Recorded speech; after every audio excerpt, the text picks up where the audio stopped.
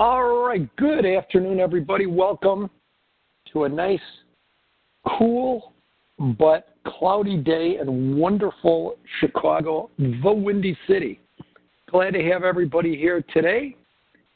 And we'll call these like Wednesday market talk or chat, fireside chat, whatever we want to call it, with Dan on Wednesdays. And glad to see everybody today. We will review, I don't know if any of you remember, we'll review just a little bit. I think there was a trade we put on live last time. Anybody remember that? Last Wednesday we put a trade on. Maybe we can follow up on that a little bit. What do you think? Talk about that. We'll look at the market.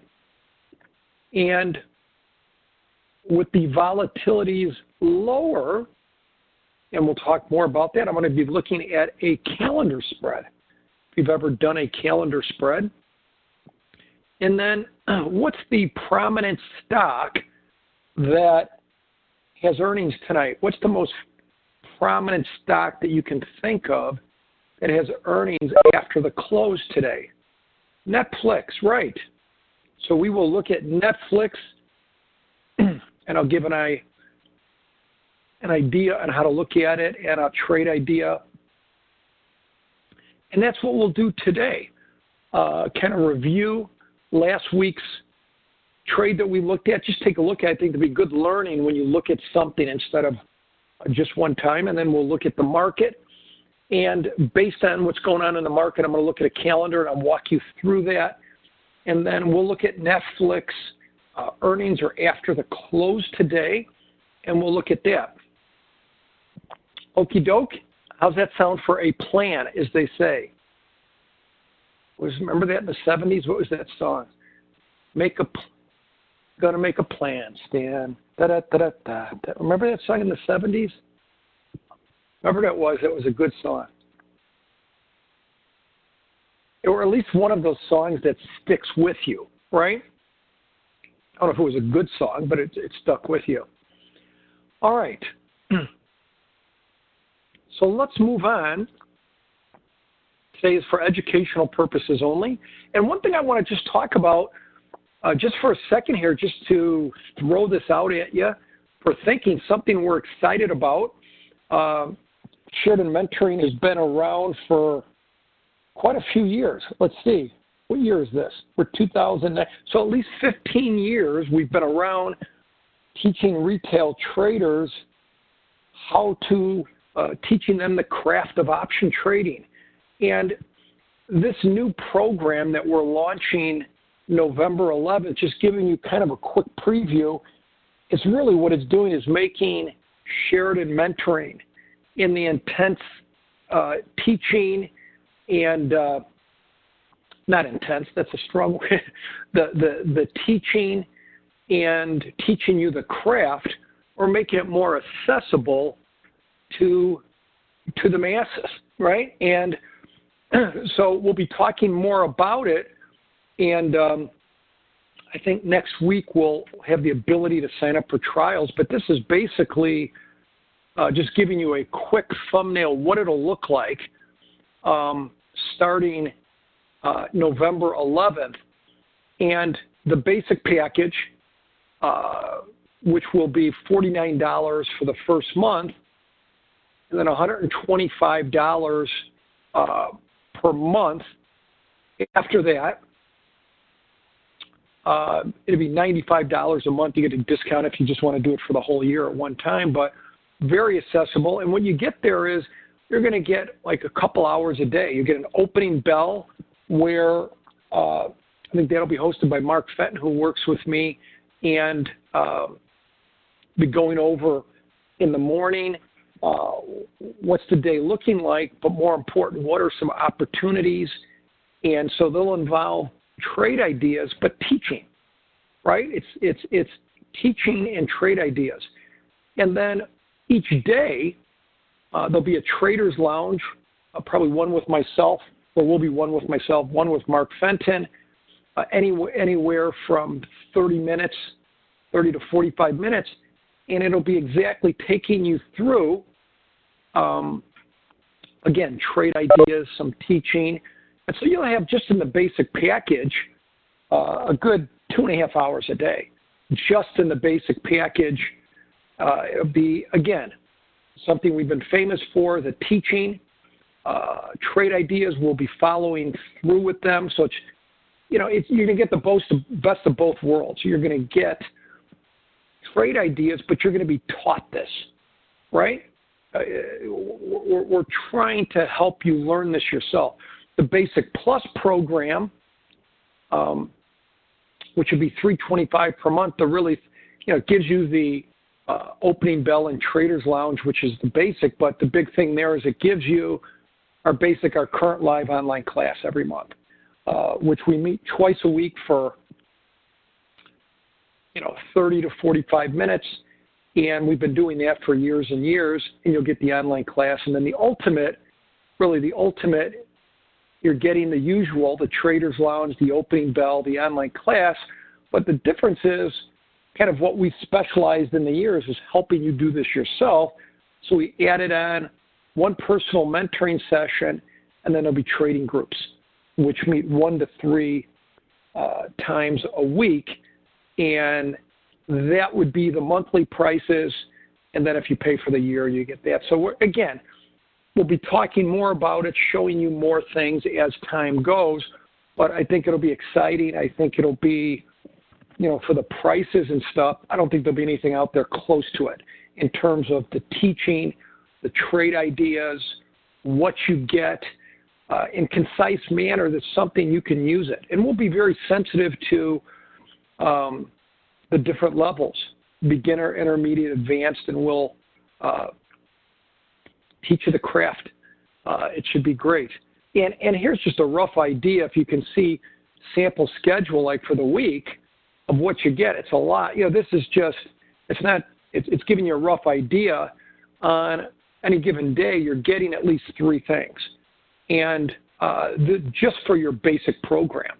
Opening bell, trading lounge, you'll get at least usually about 2 trading lounges a day. Johnny Schenkel, who works with me, just tried to give you an idea of what's included in it. But like, for example, trading groups, which you get the ultimate package, will be 2 to 3 days a week.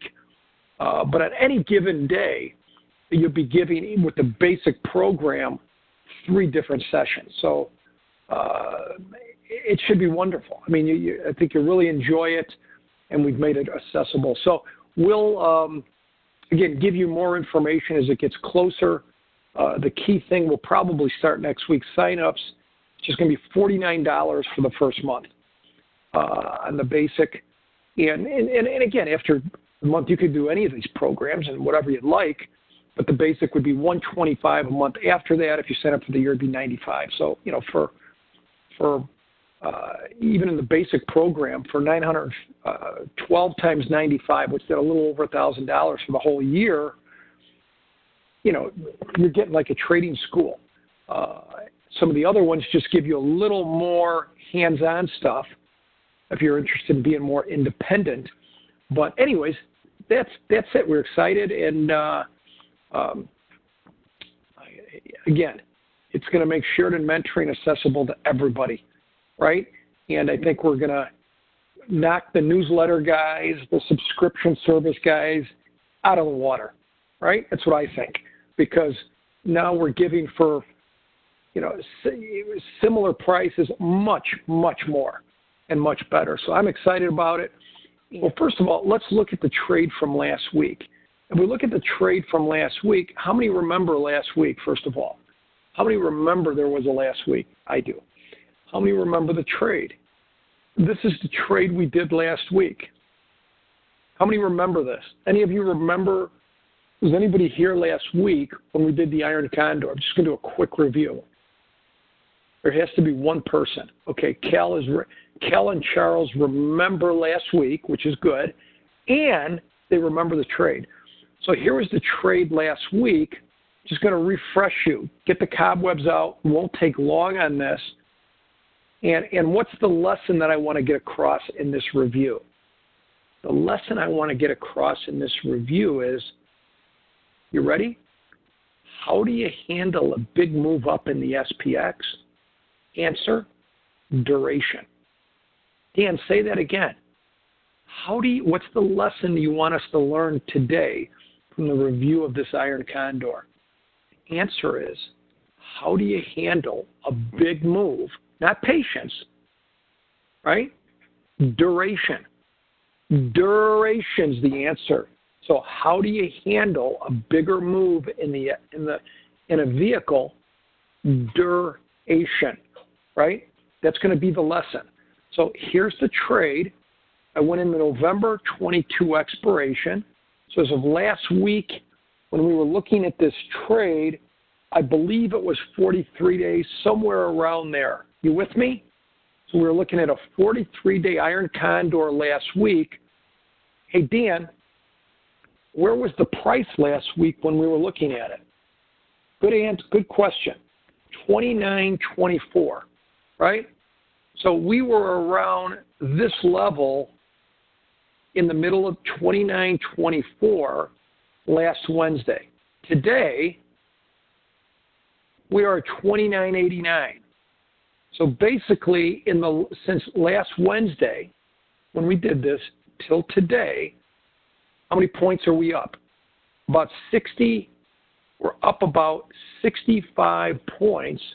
And so by doing nothing, up 65 points, we put it on when it was kind of in the middle of the graph.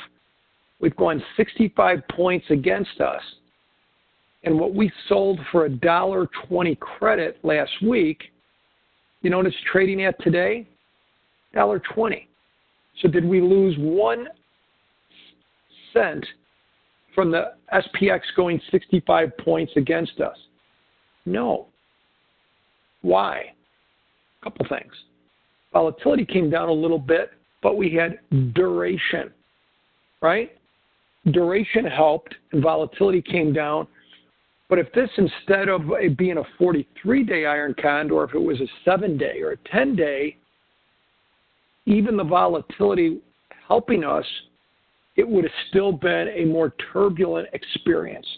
So duration in a rockier market is like a warmer blanket. Oh, thank you, James. James is way ahead of me.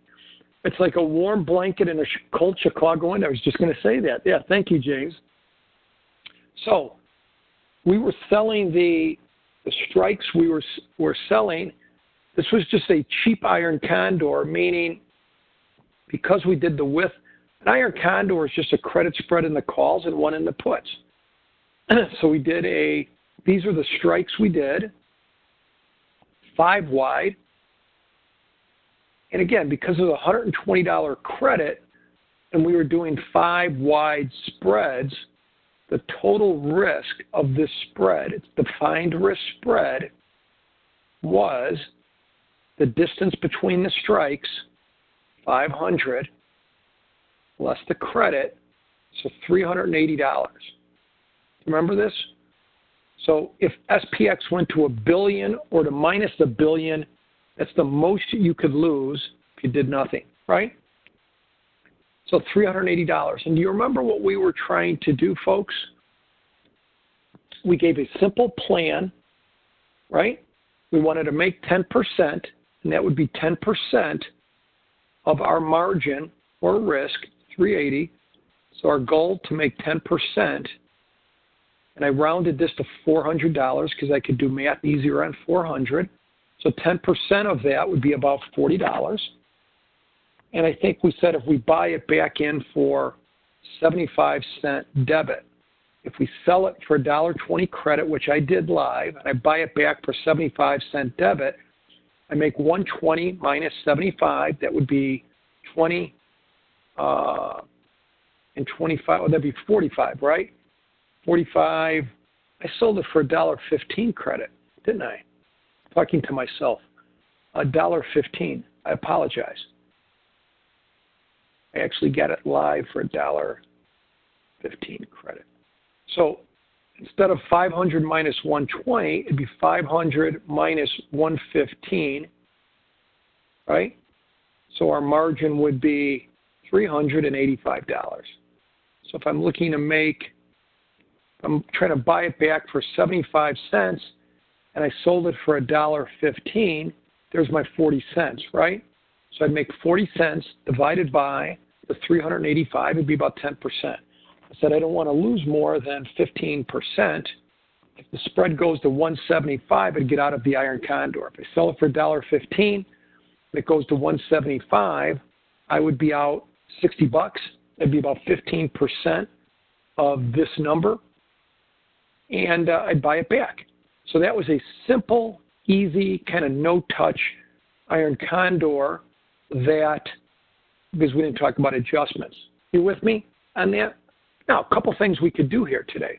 Right now, as we speak live, what we sold for $1.15 credit, this is the live price on it. It's been in a range probably today, anywhere from 115 to 130. So this is about a 44-day trade that I've been in for 1 week, right?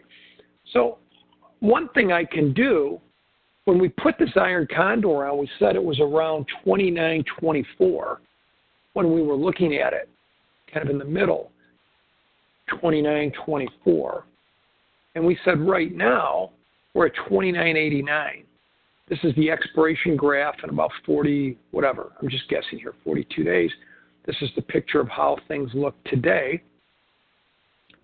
And you could see with us up at this point, now it's at $1.15 credit, $1.20. So my first thought, again, we're still, if the short calls are 30.80, are we still a long way from the short strike? Yes or no?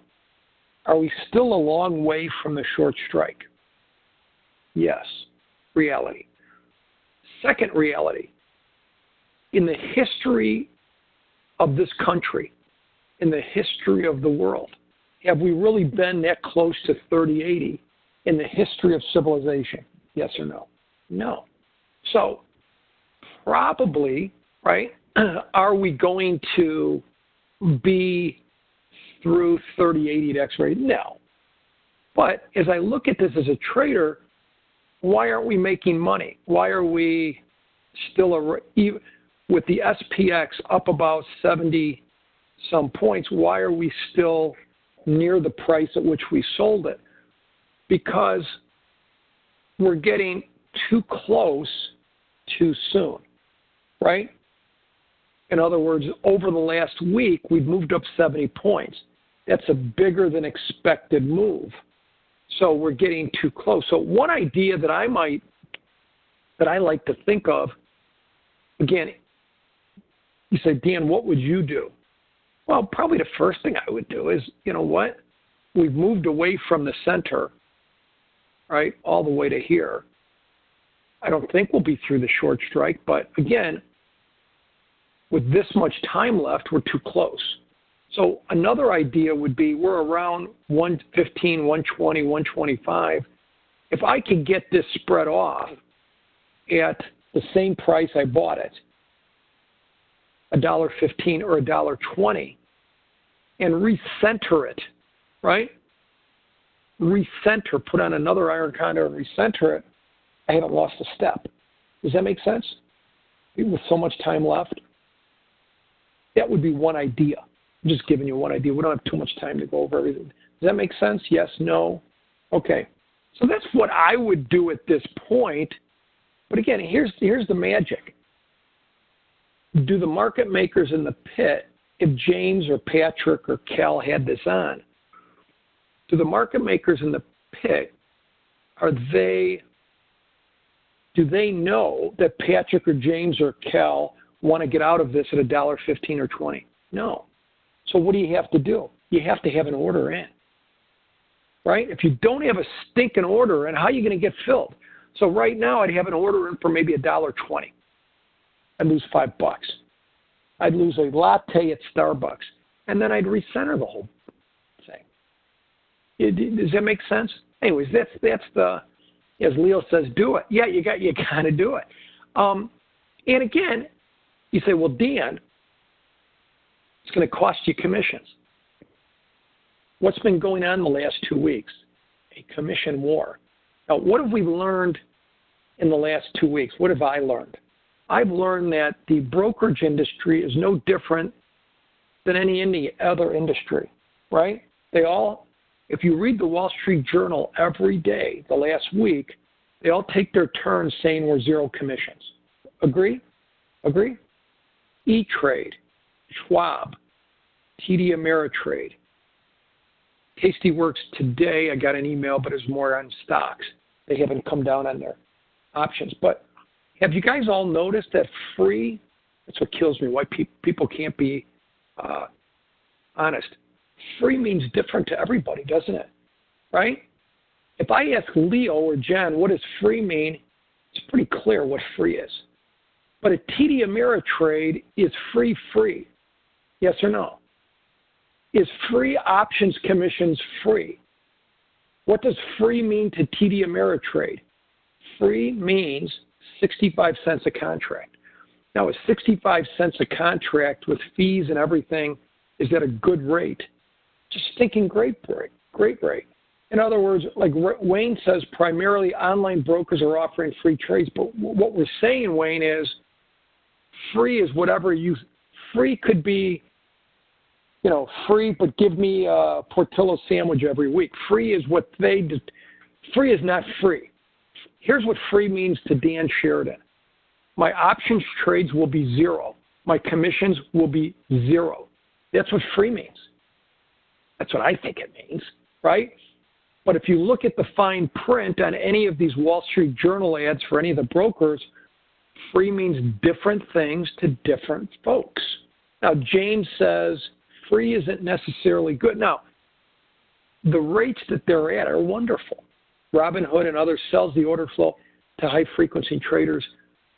Brokerage firms have been selling their order flow for 75 to $1 or more a contract for 20 years, right? For 20 years, this has been going on. So even if the brokerage firm gives you zero commissions or 60 cents commissions, are they making money? Yeah, they're just a squeeze. They're not making as much money as they're accustomed to, right? If Ron was selling me a chair for $4 that cost him $1, and competition brought it down to $3, he's still making money, but he can't buy that extra Lexus every year. Agree? Anyways, that's my 2 cents. So that's what I would do on the Iron Condor. Now, as far as a trade for today, I'm going to go a little quicker. This will be recorded. If you look here, again, over the last since basically the beginning of August, as I say, we've been in this range of 28.25 to 30.20. And right now we're around 29, or around it to 29.90. So we're in the upper end of the range. The VIX range, again, we're talking over the last 2.5 months. This is SPX. The VIX range has been basically 14, we'll call it 13.5 to roughly 21, 22 area. So right now we're in the upper end of the range. VIX today is 13.94. We're in the lower end of the range. So I'm going to look at a calendar trade today because we're in the lower end of the vol range, and that's who we are, volatility traders. Amit says he put a calendar on yesterday, bought it yesterday, and he closed it today for 7% profit. Yeah, VIX went up a little bit today, so I think calendars are pretty good. I'm still being, the ATR has come down. It's at 33 just because these ATR just measures, ATR is more for short-term trades, and it just measures the distance in these candles from the high and the low, and it just tells you how much turbulence. Is SPX, when the VIX is maybe at a lower level, 12, 13, 14, you might have 30, 40 points between the high and the low for a day, or 30. When the VIX gets real choppy, like it did at the beginning of August, you might have ranges in SPX of 70 points for the day, which makes it very uncomfortable for short-term trades, 7 to 15 days. So I'm going to look at a calendar, and here's the calendar I have set up here for you today. This is the trade. Now maybe I'll put this one on. I'm going to buy the This is going to be a November 1, a 16-day calendar. Chose today. It's a 16-day calendar. I'm buying one November 8, 29.90 call. This is just a 1-week calendar. Distance between my long and my short is a week. And I'm selling one Nov 1, 29.90 call. I'm looking to pay around $4.95 or $5. It'd be about $500. Here's the underline. Here's the price where we're at now. Here's the strike I'm doing. And you might say, hey, Dan, how do you make money in a calendar? You know, here's the P&L. It says at expiration, which is in 16 days. How in the heck? It's saying you can make over $1,000 in this area if we close near the strike at 29.90. How does that happen, Dan? Right? Again, the strike is 29.90. How does that happen? That we could make for an investment of $500, how could we make $1,000? Is that possible? How? Because the short option that you sell will go to zero, and your long option will hold a lot of value. So your $5 debit, right, might go to $12 or $11. Now, is that a reasonable expectation that SPX is going to close at 29.90 in 16 days? Absolutely not, right? That's the expiration of the short. So your short, I think, is 16 days. Your long will be 23 days. And we're basically, if these are the expiration break-evens, 29.46 and 30.36, so you're basically getting about 45 points protection. And again, a 17-day trade. Today is Wednesday. I'd be looking to get out of this either Friday, Monday, or Tuesday, right? So I'd be looking to stay in this trade maybe 30% of the duration. And that's it. I mean, that's basically what I'd be looking at. So that's when I would look to get out of this. Friday, Monday, or Tuesday. Might be looking to make somewhere around 8 to 10%. That'd be around $40 or $50 if I pay $5. So if I pay $5, look, I sell it for $5.50 or something like that. Anyways, last trade, and then we'll call it a day. I'm looking at Netflix. Earnings are coming out after the close today, and again, how many think that it's a good opportunity to sell stuff at earnings because of the high volatility? Is it the same to sell volatility or to sell this big premium levels around earnings as it would be on SPX or something? No. You know, vol is going to come down, but it's going to gap and the stock's going to move. So it's not as safe. That's why you have to do smaller size when you're doing an iron condor or a short straddle in an earnings stock, because it isn't the same. It isn't as conservative as doing something in SPX. Why? Because SPX is an index made up of 500 stocks. You have good diversification. Russell's made up of 2,000 stocks, good diversification. Netflix is made up of one stock, Netflix, and it could gap huge, and so it could really hurt you. So it's not the same. It's much more conservative to do iron condors and those type of strategies, range bound, in an SPX or a RUT than it is in a stock around earnings. And that's why people are encouraged to do smaller size with those types of vehicles. But so let's look at this. What's the game around this? Well, if you're looking at this, first of all, this is what they call this a market maker move, which is like $29. So what does that mean in English, Spanish, and Portuguese? It just means if you look at the last 4 or 5 earnings. So it's not like 6 market makers sitting around having coffee and thinking what the move is. All it is something you can do. It's public information. If you looked and saw what did Netflix move the last 8 quarters, right? If Patrick and Patricia and James got together and met at Starbucks and had a computer, that's public information. You can look at what Netflix did the last 8 quarters, and you come up with, hey, can move about somewhere around $29. And so you can get that information. The other thing they do is they look at, if you look at the earnings are going to come out after the close today, which is Wednesday, and then you still have Thursday and Friday to trade. And that's why, if you notice here, the market maker move, they're projecting Netflix could be up 29 or down 29.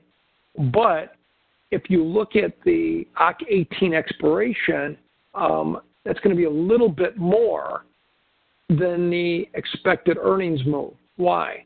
Because you still have over a day of trading left after earnings come out. Again, the name of the game with earnings is, I don't first look at what strategy I would do. I look at what's the expected move. Do you think it's going to beat expectations or not? If you don't think it's going to beat expectations, then you do a range-bound trade like some type of butterfly, iron condor, calendar. If you think it's going to beat expectations, then you could do, some type of more speculative trade by a straddle, by a strangle. If you're more directional, if you think, hey, it's going down, you could do a directional butterfly or calendar. If you think it's going up, a directional butterfly or calendar. I would always use a defined risk trade. But if you look at the at-the-money, again, talking about that expected move of $29, if you look at the at-the-money straddle on the OC2 expiration, which expires Friday, the calls are around, let's just make for math purposes, near 16, and the puts are near 15. It's around $31. Expected move is almost $30. So they're just saying if you bought the straddle, right, if you bought the call and bought the put at the money at the 285 strike, your break even on Friday's expiration would be 285 plus what you paid for the straddle. So if you paid 16 for the straddle, let's say for math purposes, you paid $30. So $30 up would be 315, and on the downside, 255. So if you bought the straddle, it's like Evel Knievel going over to Grand Canyon. Either he makes it or he dies, right? And if you buy a straddle, the only way you can win on this straddle is if at expiration, if we're over 315 or under 255, right? Your break evens are 255 and 315. So you think about it, boy, that's a big move, right? We need 30 points to break even. Well, why are people buying the calls and puts at those exorbitant prices? Because it's got a history of moving, right? So you have to make the assessment, do I think it's going to move less than the expectation? So if I take let's say I think it's going to move less than expectations, but I still want a little room, here's an idea. We're at 285. I'm going to sell let me just make sure these strikes are fine because I was looking at this a half hour ago. Let me just tweak this. All right, so here's the trade. So I'm saying, here's the underlying, 285.66. I'm selling the 330 call way out here, and I'm going to sell the 250 put. The market maker move, what did we say? It's about 28 points. So this is just one way to do it, right? And I'll give you the pluses and minuses. So I'm selling my short put 35 points out of the money, more than the market maker move. On the upside, my short call is 45 points out of the money. You can set it any way you want. The credit is around $1.25 credit. My risk on this, because it's 5 wide, the distance of the credit spreads are 5 wide, selling the 330s, buying the 335s, selling the 250s, buying the 245s. So my risk is 500 minus 1.25, 375. If Netflix goes to $1 billion or zero, most I could lose is 375. if we're between my short strikes at expiration, make $125 divided by 375. Right? What return would that be? And I'm just looking at one contract. That would be 33% yield, right? To make $125 for every 375. If I did it 10 times, it'd be the same percent. Any questions on that? So, well, again, is this a home run? No, but it'd be a good trade. But now, should you do it because the volatilities are going to come down, which they are? No. Should you do it because there's a good chance to make 33% or 30% in a day? No. Should you do it? What should be a reason that I would do this trade, Iron Condor? The reason I would do this is if I think Netflix will not be down more than 30 points or up 35 or 40 points, so I think it's going to move less than the market maker move, I would do it, right? Leo says Netflix has formed a cup and handle pattern that is usually interpreted as bullish. Trading Netflix today is really a crapshoot. Sentiment seems to favor downside, but a contrarian approach would favor a move up tomorrow. I'm not playing this today. All depends on what Netflix will show and new subscribers. And thank you, Leo. Leo's very wise on these things. But here's the interesting thing. Is this about where Netflix is going to be in 6 months? Yes or no? Is this about where Netflix will be in 3 months? Is this where Netflix is going to be in 10 years? No. This is a total, as Leo said, crapshoot. It's a spec play. It's a binary event. All you're thinking of here, if you're thinking of anything other than what's Netflix going to do from now till tomorrow morning, you're thinking of it wrong. I don't care where it's going to be in 2 weeks or 1 week or a month or a year or Netflix versus Disney and Netflix versus who gives a hoot? This is a one-day binary speculative event, and it's a crapshoot, right? And that's why I wouldn't do it a lot. You know, my risk in this is $375, so I could lose the whole thing. So maybe if I want to put $1,000 into this, I'd do 3 contracts or 2 or 3 contracts. But again, do not do this if you think that just because you think the vol's going down. So what? So on this, there is a little slightly bullish position because I've got 35 points on the downside.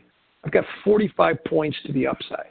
But again, ultimately, I'd only do this, number one, if I feel we're going to be between these short strikes by the end of the day tomorrow, right? Now, what would I do? If I'm going to do this, if I can get out of this at the opening, I would tomorrow. But again, it all comes to the opening tomorrow. I can't adjust it. That's why, with SPX, I could always adjust these things. So that's the trade there. Well, folks, I better run here. Great to have you. We'll be back next Wednesday for a chat with Dan, weekly market chat. And if you have any questions, you can email me, Dan@SheridanMentoring.com. Folks, have a wonderful day, and we'll see you later. Thanks.